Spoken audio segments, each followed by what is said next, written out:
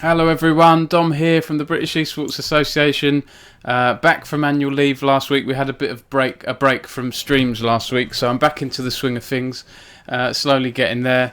Thanks for joining the stream today, of course. We've got another great special guest today. We've got the founder of the NUEL, the University Esports organisation, who actually turns 10 years old this year. So I thought it'd be a great time to get the founder of the NUEL on stream, Josh Williams. I'll be introducing him in a moment. The NUEL helped us, of course, with our British Esports Championships for schools and colleges.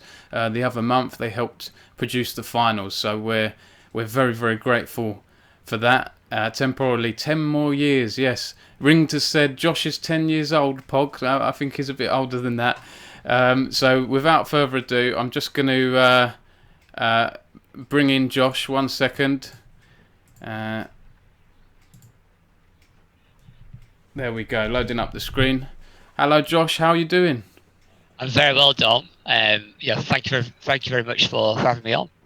Absolutely. Thanks for joining us. And like I say, congratulations, 10 years. I can't believe it. I mean, I first started covering esports about 5 years ago, and I've always loved competitive games. But you know, for an organisation to be 10 years old, you're becoming one of the old guard in esports now, right, in the UK? I know it's crazy to think back. You probably have to be a little bit crazy to stick at it for that long. Given especially when you think back 10 years ago, what the esports scene was like. I mean, it's nothing compared to what it was. What it is now. So yeah, it's been an interesting ride to say the least, but one that won't change for the world. Absolutely. Maybe you could start by telling us about the NUEL as well before we go back, Josh, what it's all about. Because I say University Esports Organisation, and I would have said 5 years ago tournament provider, but you're sort of more than that now, right? You've got partners, you do content, you do community events. Tell us a bit about the NUEL. Yeah, absolutely. We sort of look at ourselves as a university, community organizer. So, like I say, we do the tournament side of things, and we run these big national tournaments where we have, I think we had over 1,000 teams compete this year, which is great. And just trying to get more students involved in the competitive side of esports and actually competing and participating. And I think what's great about that is, I think for a lot of students that we engage with, it's maybe their first ever time actually competing in a tournament, actually getting involved in that side of things, which is great. And that's really where we started off. But as you were saying, more recently, we've really been focusing in much more on the social side of esports as well, and like just looking at ways that we can connect students together that share this passion for for competitive video games, and just trying to bring them together by just helping to promote university esports societies and gaming societies, which are a critical part of the whole university ecosystem, and helping work with them to provide opportunities to create events that just bring people together on their campuses. And I think we'll talk about it a little bit later, but things like our Realms events, we provide laptops and things like that, where it's just providing the resources and the sort of incentives to help students build communities for their peers on campus, and create really, really cool opportunities. And then there's also, I think another really important part of what we do as well is very much following on the British Esports lead is looking at the education and sort of career development side of university, and how can we use esports as a way to help people develop skills, gain valuable experience, so that when they come to graduate, they can use that to get a job effectively, whether that's hopefully within the esports industry, but maybe we have a lot of people that use their experience within esports at university to get jobs elsewhere. So I think we're trying to really hit on the sort of like all the different critical parts of the student experience. Yeah, it's like you touched on there, it's more than just gaming, right? And that's why we're doing our esports BTEC qualifications with Pearson, and you're right that not everyone's going to get a job in esports. I know that might sound a bit horrible, but it is a finite industry, like any other industry. If you want to be a football writer, there's only a finite number of jobs there. But I think esports does offer a lot of transferable skills, and that's really important.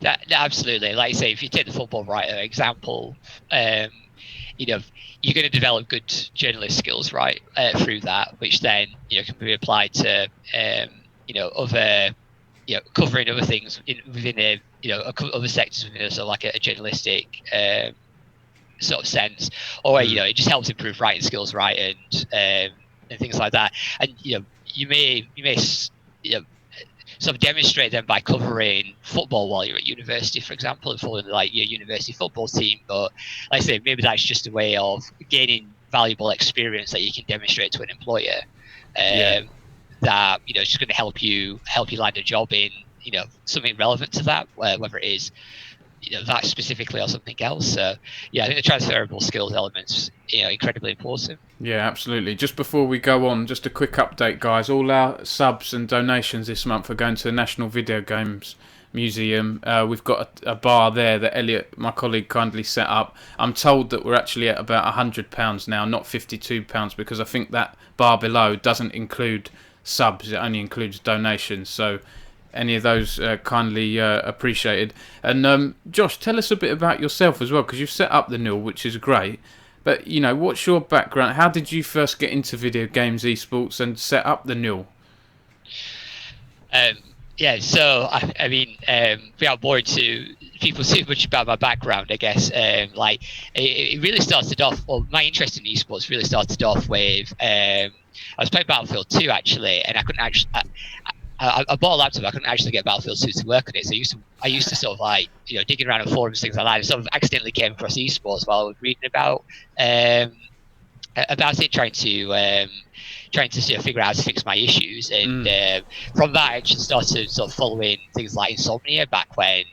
I think I first started following Insomnia back when it was at Newbury Racecourse. I went to one of those. I remember that. God. Yeah, and people like Odie, was still, I don't, he probably weren't playing back then, but probably, Dignitas was, one of the big teams there. Yeah, there was all these like, people I see as industry leaders now, like I don't know, Chris Speed, who's vice president of partnerships at Twitch, and things like that were playing, and all these sort of like pioneers in the industry. So I first started watching it back.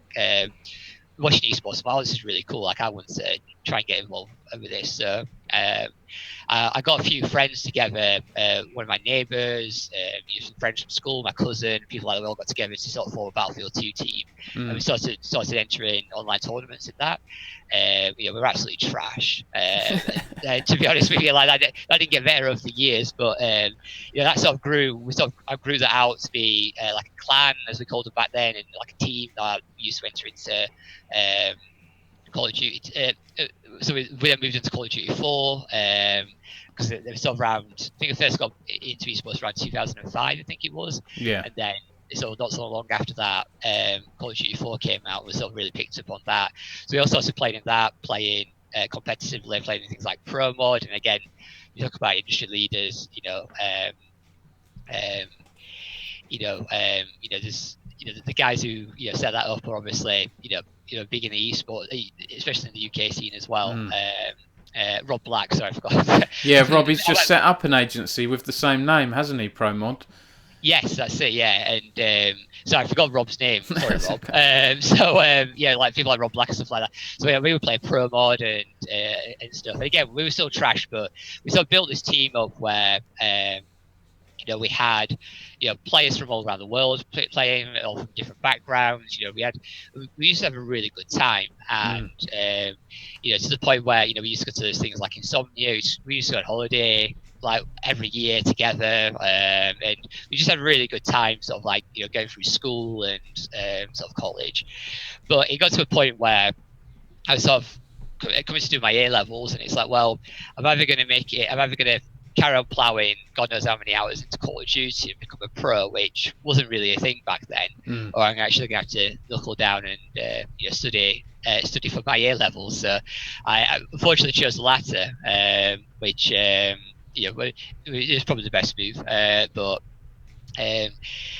sort of doing that and like going to university. I got to university and I'm like, well, there seems to be a missed opportunity here. Like I had a fantastic time, and it was a really sort of important experience to me, sports, as I was growing up. And like I said, I've made friends now that I'm still in touch with, which is scary to say 15 years later. Cool. And we still chat, and like we very occasionally play games together now. I think everybody's doing their own thing, but I wanted to see how we can sort of create that experience for other people. And I think especially at university, so you must have seen a gap in the market at uni. You were a student yourself, right? Yeah, exactly. And there was I just thought there's lots of people here that probably would benefit from that experience as well. There's also it's a very sort of like interesting time going to university, right? You're trying to meet new people and sort of bond with people of a particular interest, and some people have a rough time at university. I would say a lot of people have a rough time at university, right? Like it's you go through a lot of change in your life all at once. Like you're moving away from home a lot of the time. You got a lot of pressure from sort of like an education point of view, sort of performing exams and stuff like that.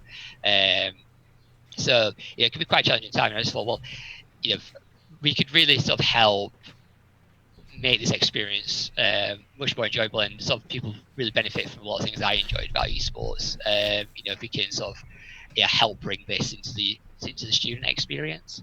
So that's where it all sort of started from.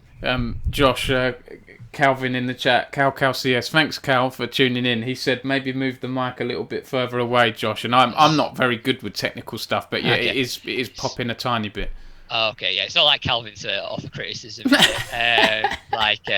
thank you, Calvin. Constructive criticism, always. No, thanks for that. Is that any better, Cal? That sounds better to me. Yeah. Okay, Let's see what he says. On that note, as well, you mentioned, it's hard for students. I wanted to ask. That's one of my questions as well, Josh. It's for a lot of people going to uni, I remember what it was like the first week. It was quite tough getting to know new people. You're out of your comfort zone. You're away from home. For a lot of people, for the first time, especially for like that length of time you're away, I was lucky enough that on the first night out, I met my friends that I ended up being housemates with, and I'm still in touch with now, and we've become great lifelong friends. I'm just very, very lucky that I met them on that first night. But for a lot of people, you might get homesick, you might struggle. What would you say to people maybe interested in the NUEL and the tournaments, but are a little bit unsure, a bit nervous about turning up to a society meeting or getting involved and forming a team? Maybe a college student that's going to uni for the first time. Do you have any tips for them?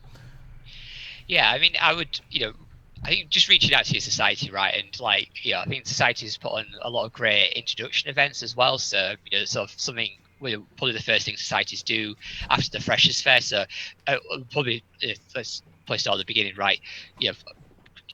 I mean, whether Freshers' Fairs are going to happen this year or not is going to be it's a tricky one, but I think just reaching out to the societies, early on once you've got your results, and pop into the Discords or contact them on Twitter or something like that.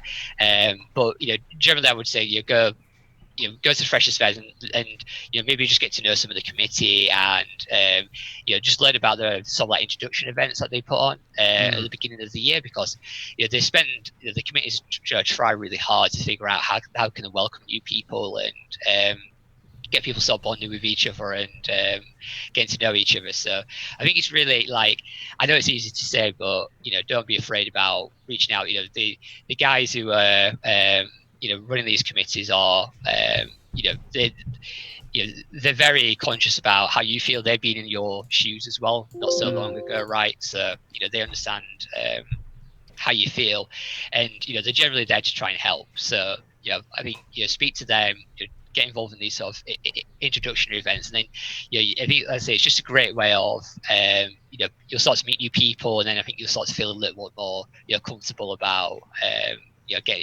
getting involved in that community, and then you can start thinking about putting teams together and looking at competing. And I would say as well, it's not all about competing. You don't feel like you need to be some sort of god at a game and you're going to be the next pro player or whatever. It's there's lots of different opportunities and experiences that societies provide. Like we were saying, there's a lot of social activities. A lot of societies just go to the pub every week and just chill out and have a few drinks, go for a meal or something like that. So it's not all about you need to be the best player or you need to play in the competitions. Even our competitions ourselves, we spend a lot of time and effort trying to design them so that people at different skill levels and different abilities can engage and have a good time, and we spend a lot of time matching people up with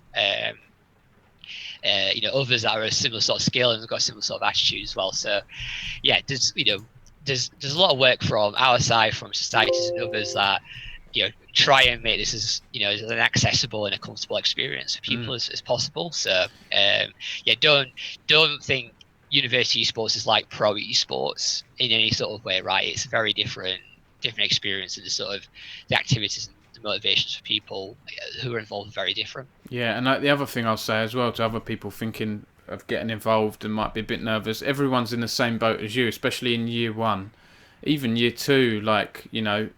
I joined when I studied at Bournemouth University. A gaming society was only set up in my third year, and it was set up by people in year two, and I still joined. And then I felt like a fresher again because I didn't know anyone there. But yeah, we bonded, and that was pretty good. And I will say, I think for this year, you're right. A lot of people, if Freshers' Fairs don't happen, which is looking quite likely with COVID, then it's probably even easier to reach out to people through Discord channels and emails and things like that. I know it's not the same experience. You can't beat face-to-face interaction and all that, but hopefully we get out of this horrible situation as soon as possible, and at least end of the year or early next year, hopefully you'll be able to actually meet up and do these physical events and things like that again. And sorry, just to add on that as well, I would say reaching out to society and getting involved is probably even more important this year than it will be ever has been, because again, a lot of the the social activities and social experiences that you might have enjoyed at university, are potentially not going to be there. So, there's going to be a lot of work done by by us and societies and everybody involved in the university ecosystem to try and provide as much sort of opportunity for people to socialize, get together, enjoy the time at university, and try and make it a little bit more special. Yeah, definitely. I haven't said to the chat, apologies. If you have any questions for Josh, please ask them.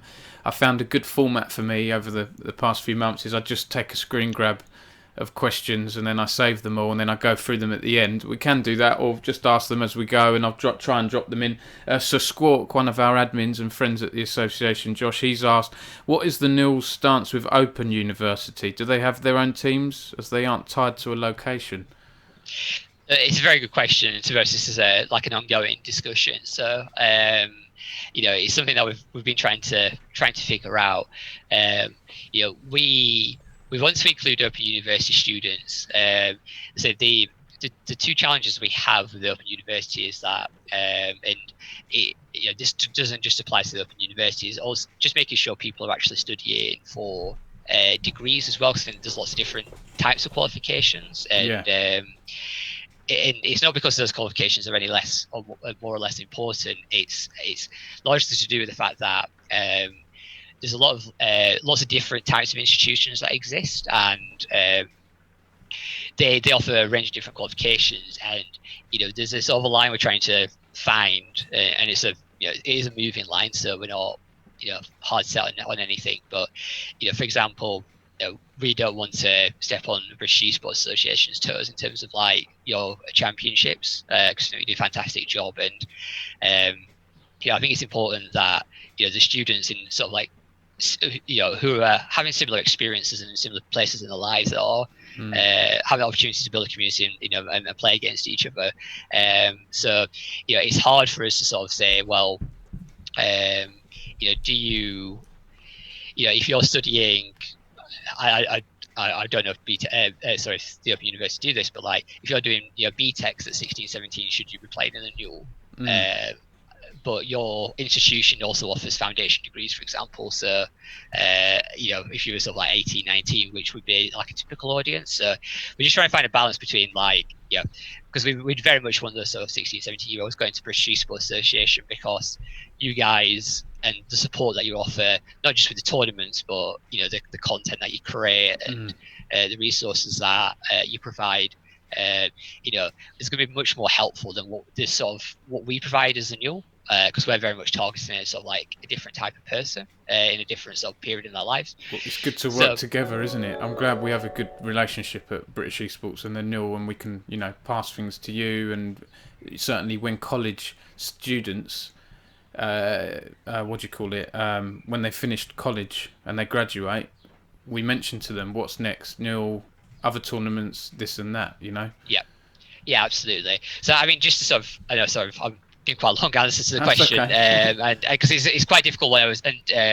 I'm trying to answer your question, Squawk. I think we're trying to find a system where we can we verify, people at the Open University are doing, it's sort of like fit that sort of, I guess, demographic we're targeting, and like are doing degrees and whatnot. So we're trying to work on that, and if there's any suggestions, we're very much open to that. Cool. And Jiggy, go on. Sorry. So I just want to make it very clear, like we don't view the Open University as an institution any less than we do any other university. I think it's a very valid and a very important institution, right? So it's just that sort of like technicality we're trying to get around. Yeah, thanks for all the follows coming in, by the way. Roehampton Esports, that's great to see you guys following. I'm a big fan and advocate of what you're doing. Jiggy, thanks for the question. That's perfect for the end, so I'll save that one and come back to it. Josh, I really wanted to ask how many sort of universities are on board and how many tournaments you do these days, because you seem to you're involved in so many more games since I last interviewed you like 5 years ago. What's the numbers at now?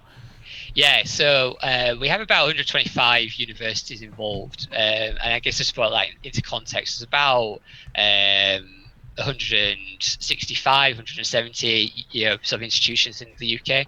So it's sort of the vast majority are taking part and are involved in what we do. That's great. In terms of like the number of tournaments, the last season we did about 8. I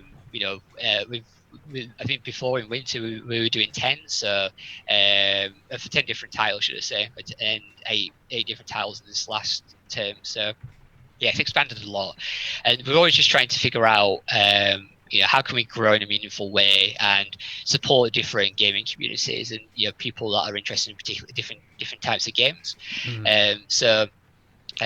We've got some interesting announcements coming up in terms of like how we're going to be working with the student community to support particular communities and games as well. That's not us necessarily just directly running everything ourselves in a lot of ways.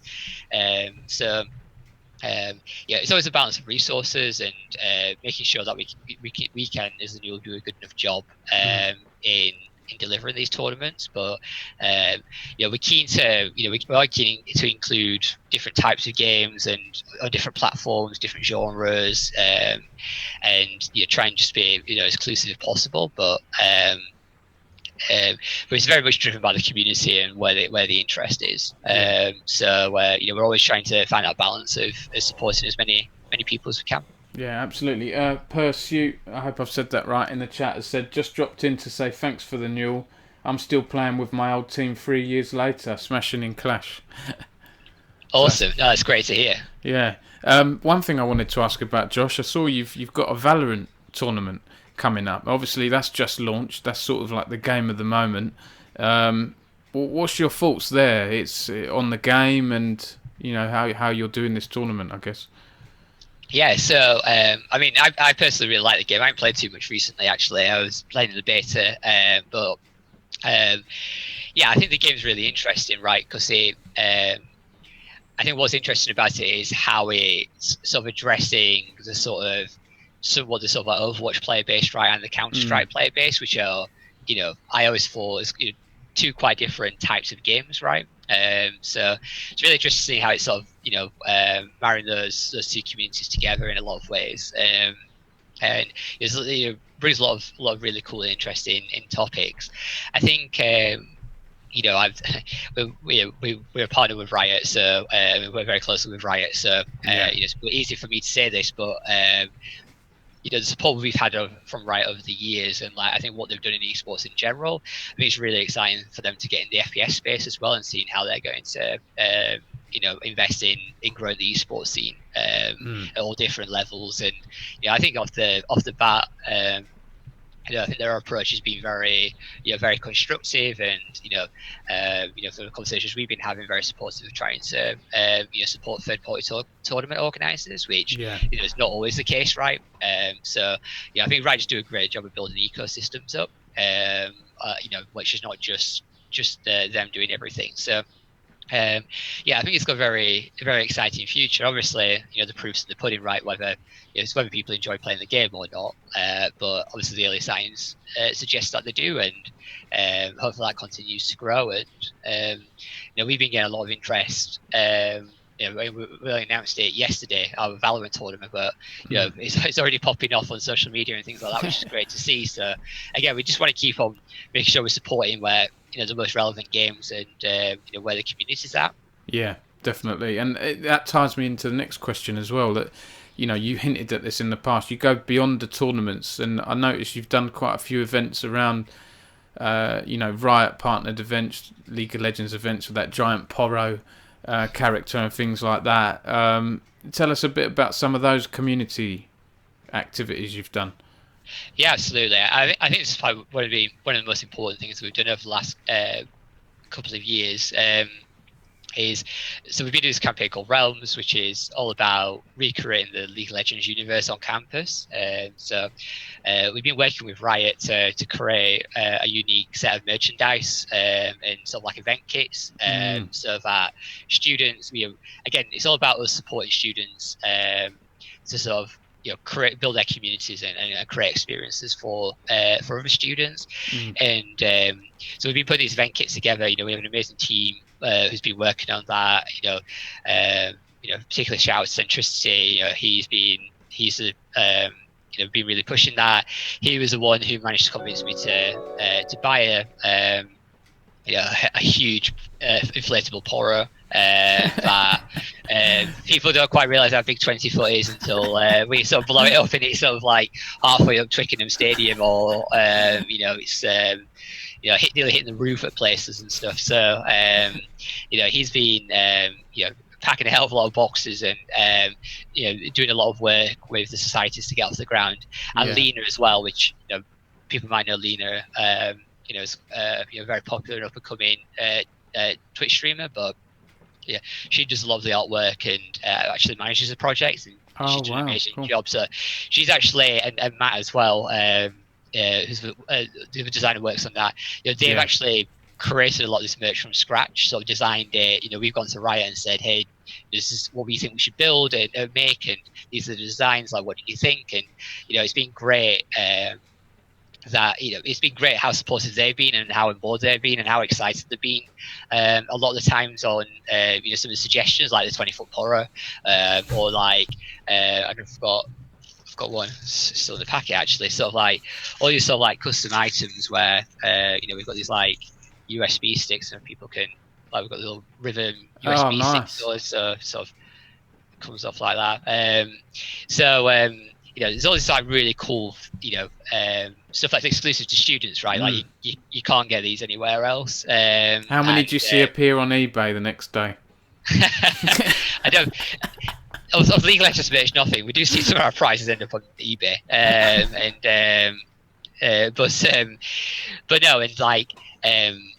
So that helps create some really cool experiences for students on campus, and again, we found it also just brings in a very different audience as well, from maybe our like League of Legends tournament player base, which is really cool. And Sammy Lamb's just followed. Thanks, Sammy. Hope you're well. I've seen there's probably a few with Cow DLC Studios chaps in the chat. Tell us a bit about that, because I only found out, it was a while ago, but DLC Studios were doing some cool content for you guys. There's been some really good videos and things like that. You've got partnerships and things now. Do they work on specific things, DLC Studios, or is it across the board? Yeah, absolutely. So we've worked with DLC for a few years now, and they've done some amazing content for us, and design work and social work and things like that.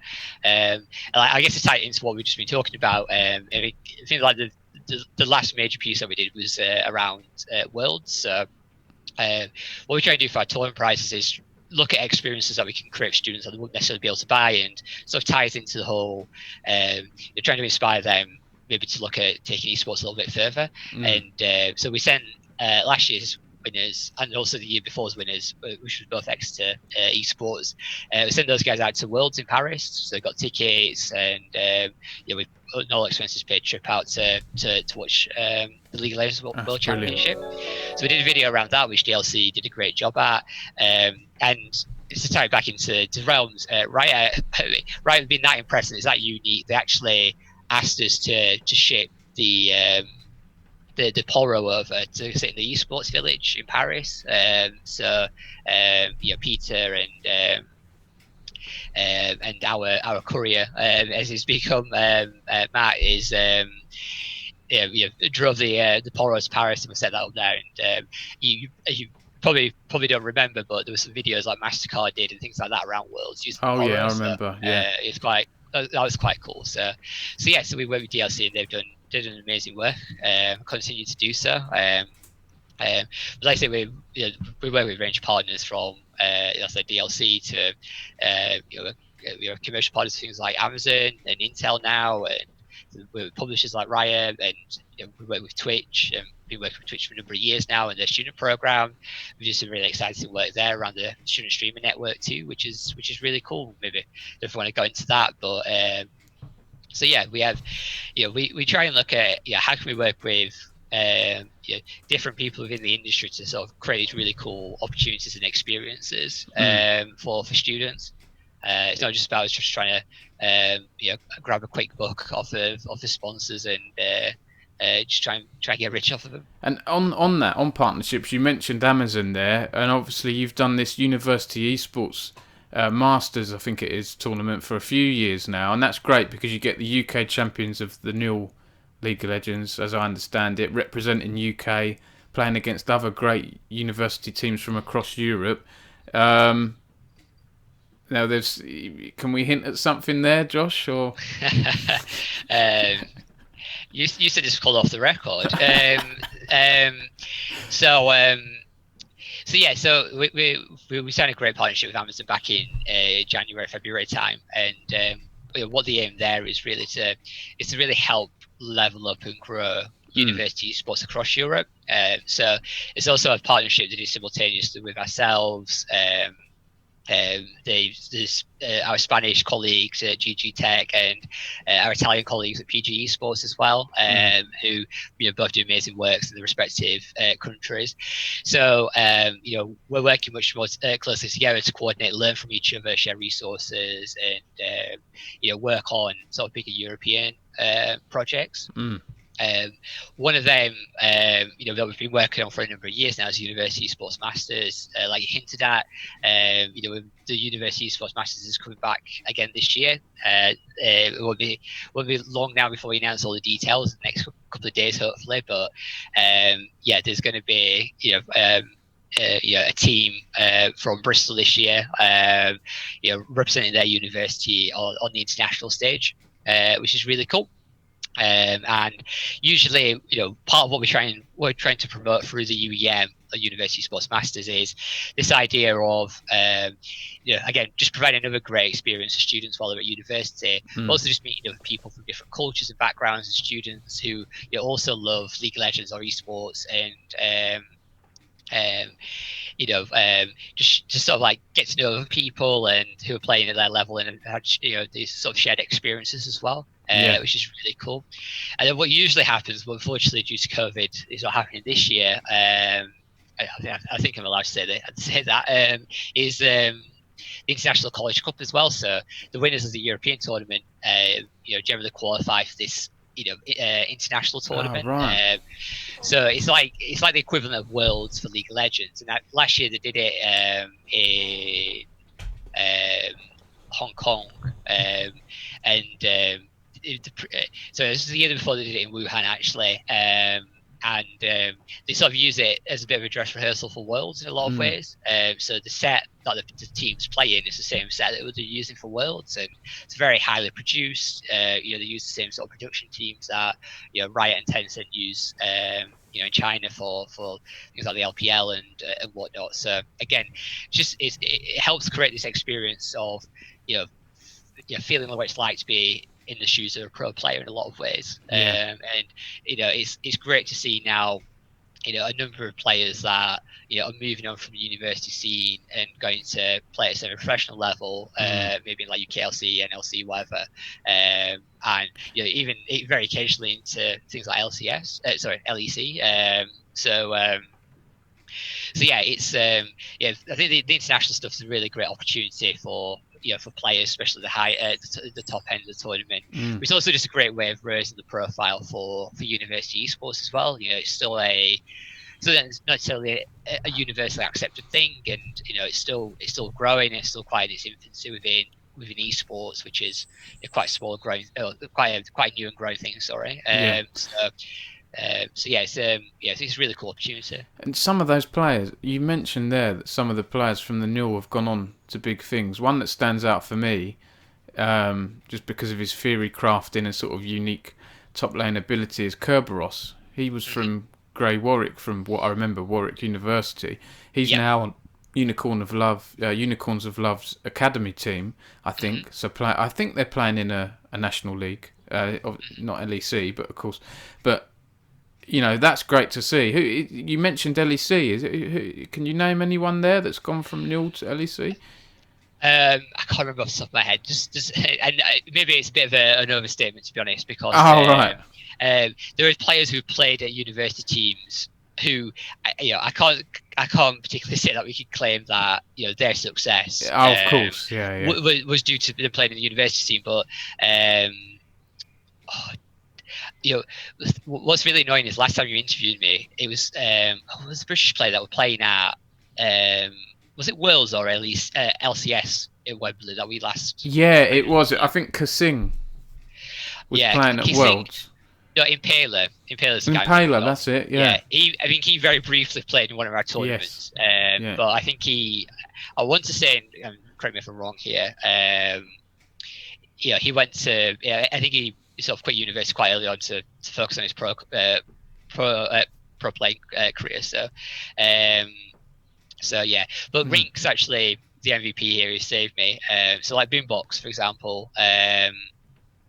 Obviously we talked Overwatch. about Overwatch now, Yeah. but he actually played. I wouldn't say Durham, just coming from wrong chat. And he went to he went to play for Philadelphia Fusion. I want to say. Yeah. So Durham, they're saying. yeah. So Yeah. it was a great success, and I think he did play quite a while in the new.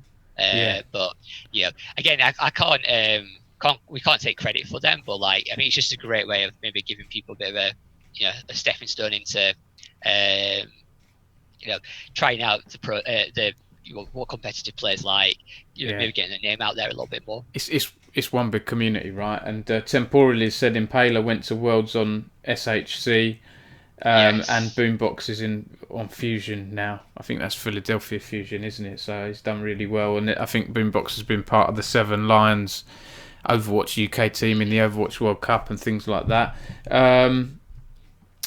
I was going to say something around players now, and it's completely slipped my mind. Oh, Jiggy Jiggy said how many uni students we have in the UKLC. There's at least a few, right? I don't know off the top of my head. I know a lot of the rosters have come out now. I'd need to check all those, but there's certainly uni players floating around the UKEL and the high tier UKLC. Yeah. Absolutely. Yeah. I'm not the most knowledgeable, to be honest. I don't know on that in particular. I don't know if anybody in chat, Cal, you run teams in these sort of spaces, you might be able to. Yeah, he might be able to Um, educate us. As Sammy said, excellent. must be such a great feeling to know you're doing something to help students climb to the top. Because I know you're being very humble, Josh, but if the NUEL didn't exist, maybe some of these players wouldn't have had that initial opportunity. We don't know. Yeah, I mean, potentially. Like, I like to think we're helping in some way. Again, I think it's difficult for us to claim, their success, but Yeah. try to give people a platform and an opportunity to, to maybe start out and sort of learn a little bit more about how the space works. Yeah, temporarily said Degree Esports dissolved into UKLC teams. Not sure exactly how many, but yeah, there's a few players that came from there, I think. Yeah. Yeah. One thing I wanted to ask about, Josh, it's been a bit of a heated debate at the moment, a bit of a hot topic on Twitter and things like that. What your thoughts are on the growing esports education space? There's more esports degrees cropping up now. I gave a guest talk at University of Chichester at the start of the year before lockdown, and I loved that. I gave a guest talk on journalism and communication and things like that, and I was very impressed with. Shout out to Rams, of course, as heading up that course, and I was impressed. And we've obviously got our BTECs at the college level. There's other courses, there's scholarships now at University of Roehampton. What are your thoughts on this education space in esports now? I think it's going to be very important. Part of the esports ecosystem. Sorry, and I think it's going to, it's going to become, a more and more important, route into esports over time. I think the mistake some people have made is I don't think it will be, and I don't think it should be sort of like pitched as an exclusive way into esports. Absolutely. I don't think that's realistic or particularly helpful message to push. But I think it provides a lot of very useful and very valuable opportunities. I think one thing we've sort of been touching, speaking around a lot is. I think a lot of people, there's a lot more people interested in esports right now, and there's a lot of people that potentially want to go work in the industry than ever before. But in a lot of ways, it's very difficult to understand how you actually go about doing that, and exactly what you want to go and do in a lot of respects, whether you want to do anything at all by the end of it. So I think a lot of these qualifications, give students an opportunity to try a lot of different aspects out of of esports, and get a little bit of experience and start getting some of the basic fundamentals that you're going to need in terms of skills and experience to even start volunteering and getting sort of like put your foot in the water when it comes to working towards a career in the industry. So I don't think that could be like I think that's often understated. And I think it's just a different sort of like maybe starting point that some of the people that are in the industry right now started with, because again, just like an increased amount of people that want to maybe get involved. There's the opportunities maybe to get involved are quite limited in a lot of respects. You do need a bit of like experience and a bit of a reputation before you can even get some volunteer opportunities or work at something like Insomnia, for example, or as a volunteer or whatever. So yeah, I think it does give a lot of people that opportunity to sort of, as I say, gain a bit of experience, gain some skills.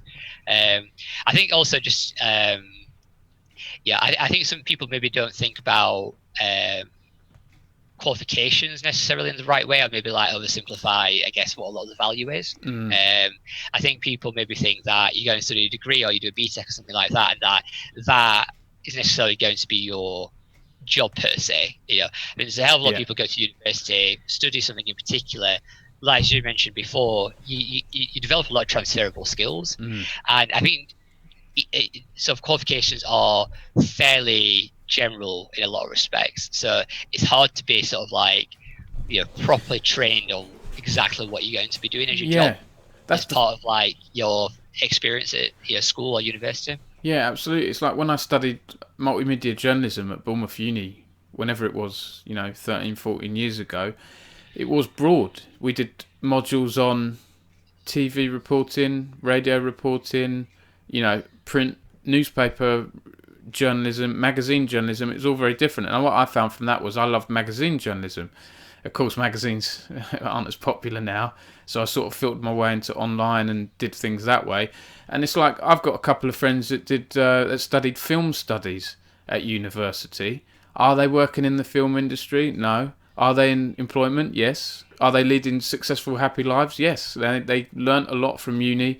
Like myself, came out of their shells. You learn so much more than just the course. And there's people out there as well. I have friends that have studied things like history and didn't really enjoy it and ended up getting jobs in journalism or whatever else, marketing, because in history you've got to be able to look at things that have happened, analyse data, information. You become good at information and good at reporting and writing and things like that, and you can use those skills elsewhere. Esports is good because there are a lot of different roles. There's what I'm doing now, talking to you. There's what you do, management, running an organisation.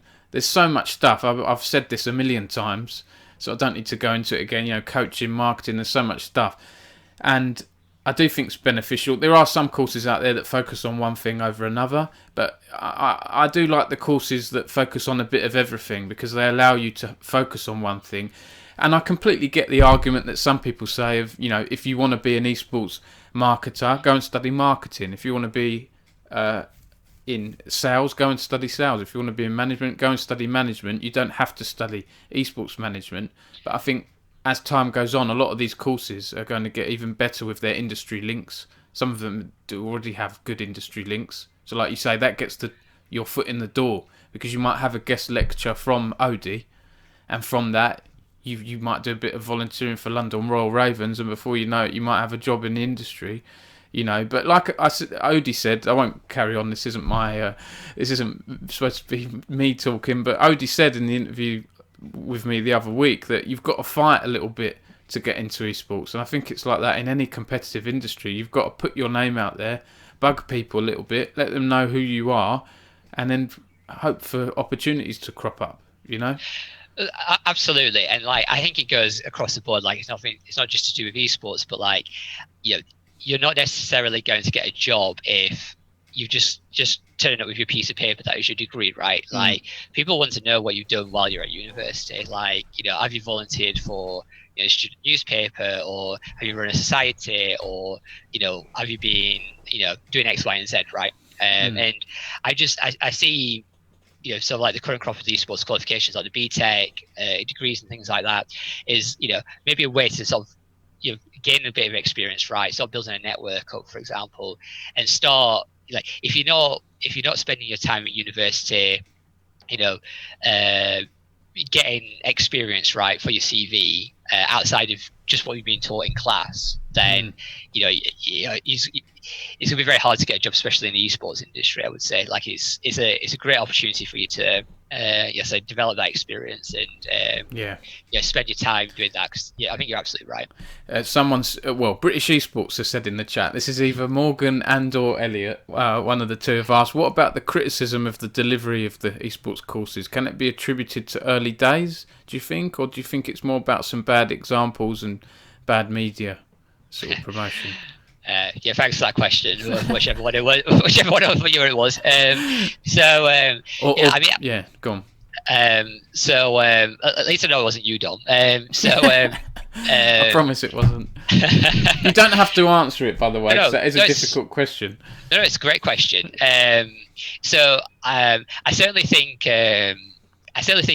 we're in very early days, right, when it comes to esports qualifications. So like things are going to evolve, and like some of the conversations are we've been having with other people, and even like at British Esports, right, like I'm on the advisory board, so we always get to talk a lot of stuff that's happening there at college level as well. Like there's lots of like new innovations coming up, right, and different ways of approaching this, which is going to advance these qualifications, right, and make them more potentially more useful and more practical in certain ways. But I think it's very early stage. Like people are still learning. Like some people have made mistakes. In some approaches, I think things will improve in time. And again, it's there's different models that are going to come out of like how people approach it as well. So I think common model right now is being we can do an entire degree about esports as an undergrad thing, right? I suspect you might see that change. You might see more of them. You might see there's been a lot of talk about having modules and stuff like that within degrees or smaller qualifications and stuff. I think you'll start to see, and there's other great approaches. Like I think Roehampton, been really pioneering in a lot of ways, and just offering scholarships for students studying any degree, right? But offering the scholarship for esports, I think it's I think that's a really cool approach as well. Yeah, definitely. So you're going to see a multitude of different approaches. I think it's going to take time to figure it out. 100%. We're coming up to the last sort of 6-7 minutes of the stream, Josh, so I'm conscious of that. I've got a last question here, and then I've got some questions saved from the chat as well. This is a difficult one as well. Another difficult one. Sorry to throw it at you, Josh. Obviously, NSE was set up a few years ago, and as kind of a rival to the NUEL, I guess. What are your thoughts on there being such direct competition in this space? But there seems to be space for both of you guys these days and a sort of friendly acceptance of one another. Is that fair to say?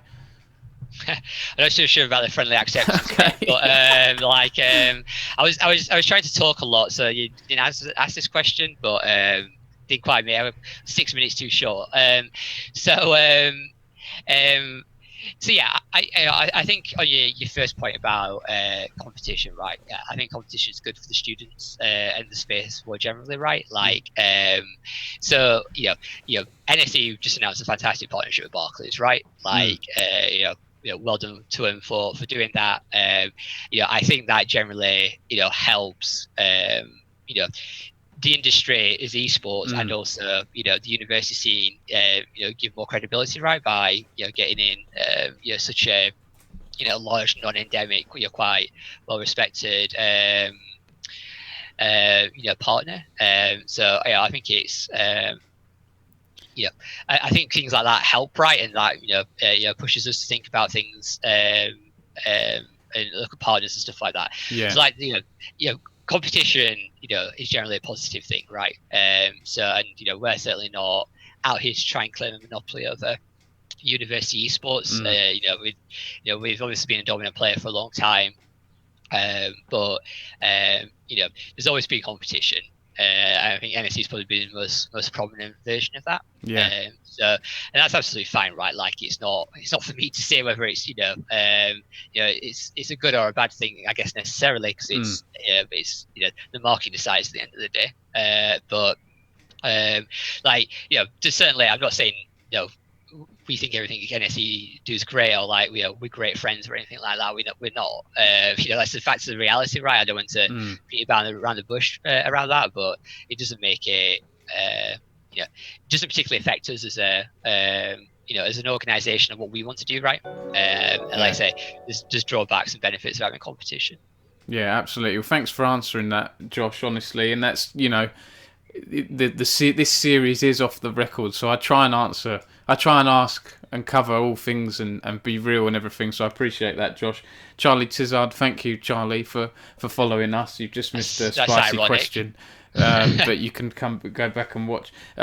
Is there anything else you want to add, Josh? We're tying this up quite nicely. We've got like 4 or 5 minutes left, and I've got a question from the chat. Any other questions that people want to ask, please do. Ask them away. But anything else you want to cover first, Josh, that we might have missed? I think maybe we could just go back to the education point a little bit, but just more broadly about, I guess the sort of university sports scene as well. Is like, I think the students are going to become an increasingly important part of the wider esports industry. I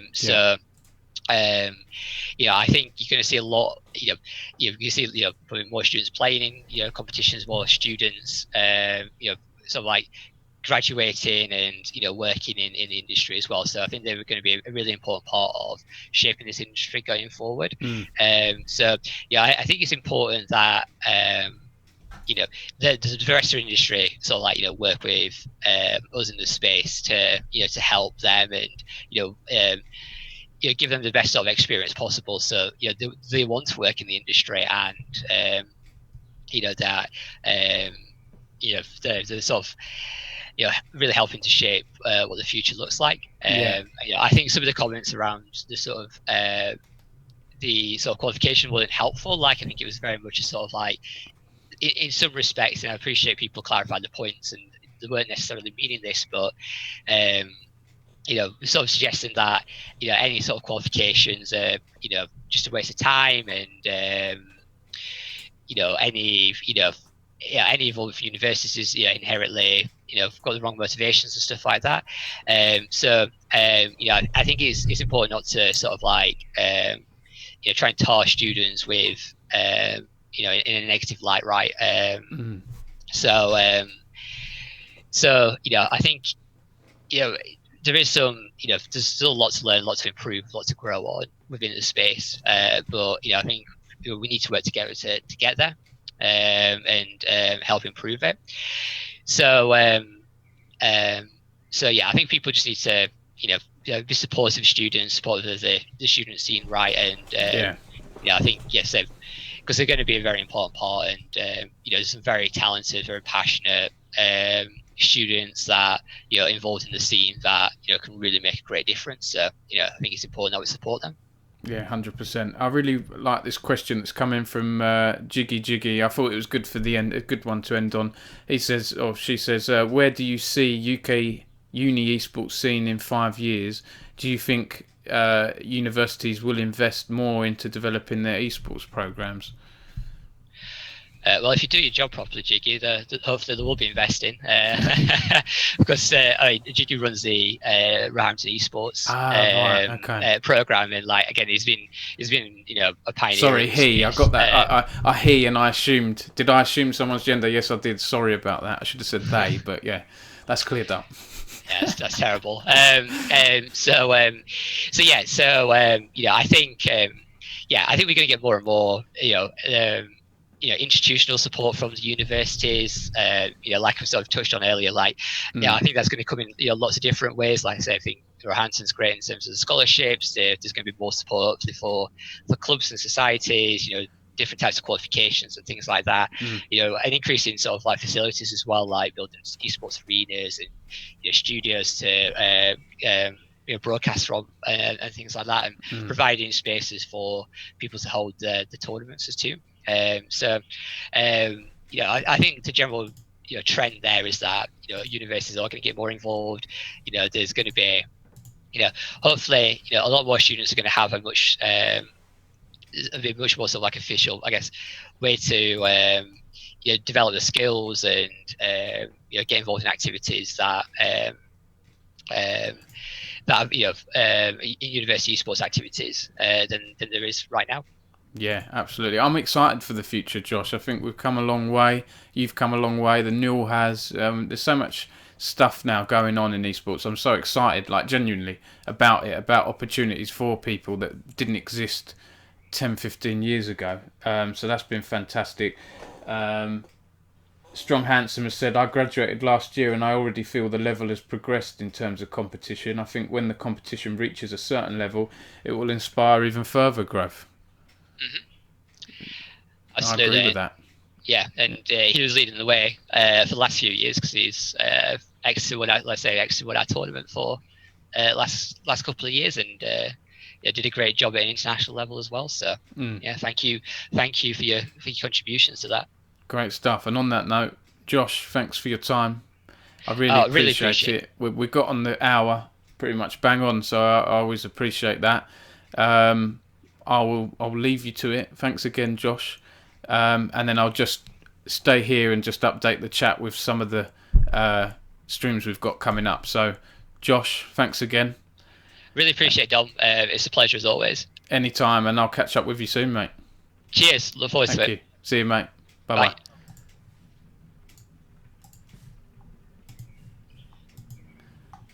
Okay, thanks, guys, for joining us for this stream today. Really appreciate it. I'm just going to update you really quickly on some of the upcoming streams we've got coming up now. And before I do, make sure you follow the NUEL, by the way, on Twitter and socials. They do a lot of great work at the NUEL on Twitter, and they're all on different socials. They do a lot of great work. Just looking at our streams coming up, we've got Fun Friday this Friday at 4 p.m. My colleague Elliot will be hosting that once again. A nice mix of community games. He plays marbles. He does a really cool quiz every week. It's a really nice chill out session. Welcome to everyone. And then next week we've got an interesting stream on Monday, which we haven't announced yet on socials, but we'll do soon. We've got Layla, our game advisor for Splatoon, is going to be doing a takeover, a guest takeover, and she's going to have some of the top Splatoon esports talent from the UK, I believe, doing a couple of show matches. She's an experienced caster, so if you have any questions, you want to get into casting, Layla is very good, and she hosts some really cool chill out streams with Animal Crossing and things like that, so check that out. That's next Monday at 4, and then next Wednesday at 4 we've got our second video editing masterclass with Spyron. Elliot's going to be hosting that again. Spyron has done some excellent volunteer work for the British Esports Association. I can't thank him enough. If you're interested in video editing, check that out because he has a lot of useful info.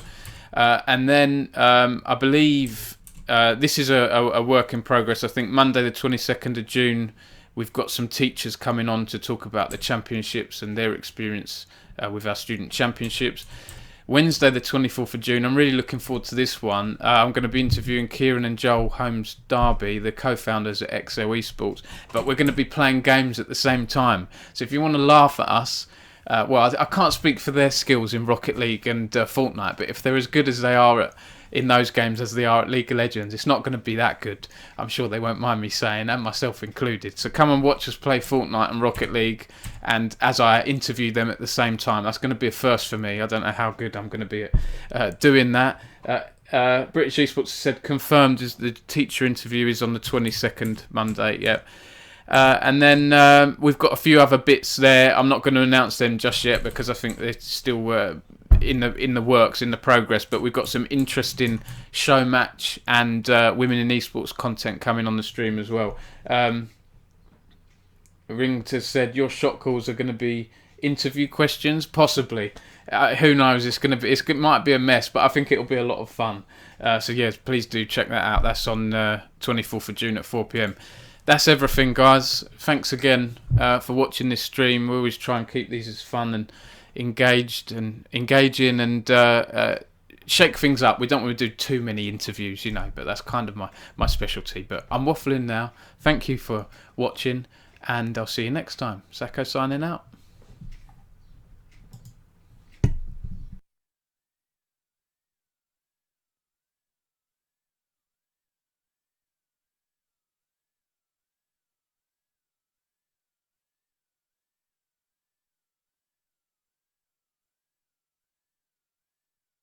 Oh yeah, and I need to raid. I'm gonna raid a stream. I've almost forgotten here. Don't go anywhere yet. I'm gonna raid a stream. I almost forgot, Elliot. Sorry about that. 1 second.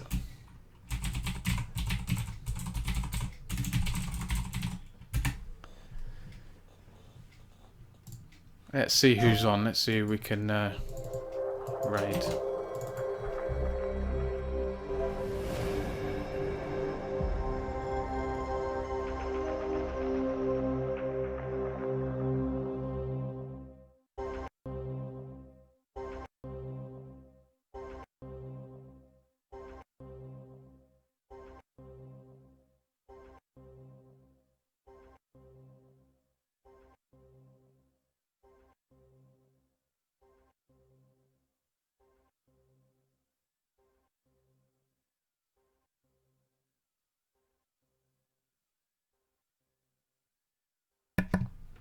Bear with, guys. Twitch is being a pain in the guys. Twitch something. Being a pain in the guys. Twitch something. Being a pain in the guys. Twitch something.